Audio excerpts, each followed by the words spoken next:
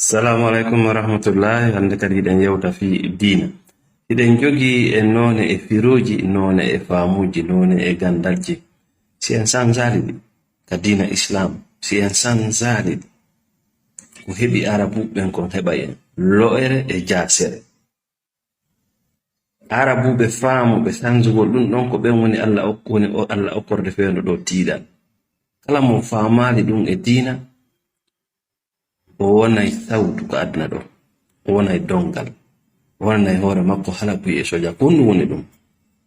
Ko tuma kala firuɗen Qur'ana, ko tuma kala janguɗen Qur'ana, ƴetten o Qur'ana, nde wonno Qur'ana on ko darogal fewtinen e aduna.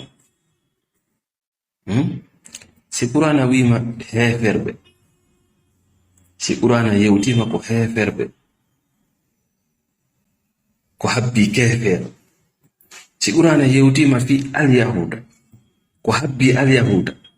Si Qur'ana yewtima fi an-nasara, ko kambane an-nasara. Si Qur'ana yewtima fi shirk, mushrikin shirkayɓe, ko kambande ɓen ɗon ɗen. An immoɗa yiya woɓɓe ko harana hoore ma yimɓe. Ko ɗum woni gandal photocopie, gandal ɓurgal hulɓina, ɓurgal bonde.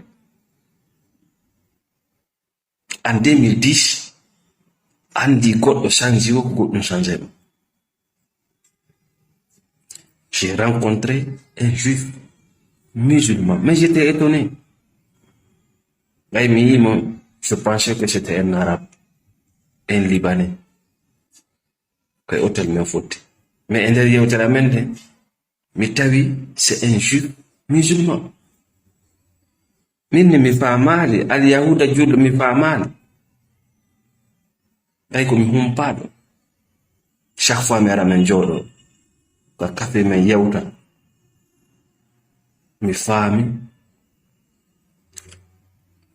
Il y a des juifs, il y a le judaïsme. C'est-à-dire juif ɓe ɓenno ton, judaïsme onno ton. Judaïsme ko diina kanno. A sernidira juif et le judaïsme. Juif Bernoton en tant que misal leñol, quand arabe, judaïsme en tant que religion. Lui, les juifs, musulmans. Mais tawi aqida mo o jogi on no bendi. Aqida mo o jogi on no bendi ɓurlam min. Min tawɗo koye diina islam woni komi heɓa. Kanko non diina judaïsme al yahuda woni ko heɓa.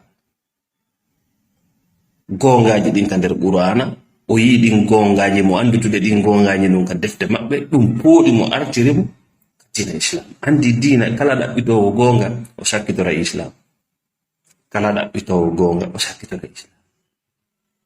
Parce que gonga an a wawata waylude gonga, mais gonga kan sa udditi ɓernde ma nden a jaɓinde udde gonga kan kañum no woma waylude.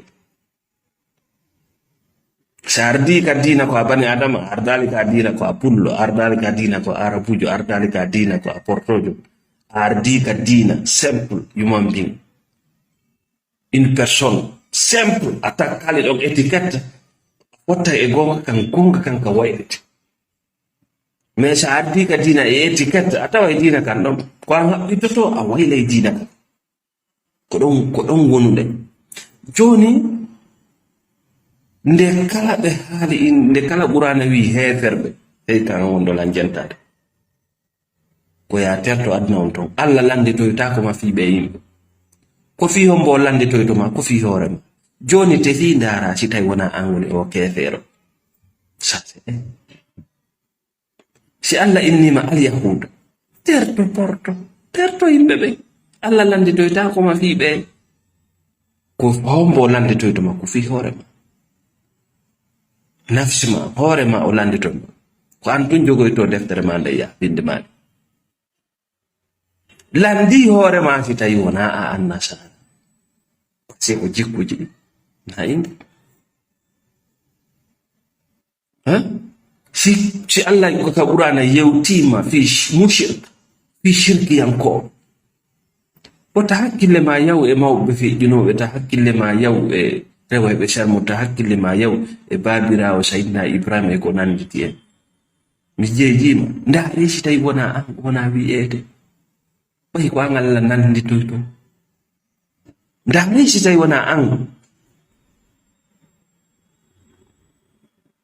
c'est là le problème, c'est là kala mo yaltale yettugol darongal qur'ana fewtina e aduna acca wonki mumkin ɗon o halkoto o maya e jahiliyagal o yaha o oloyo o tawa ko miiji ko na ɗum wonto.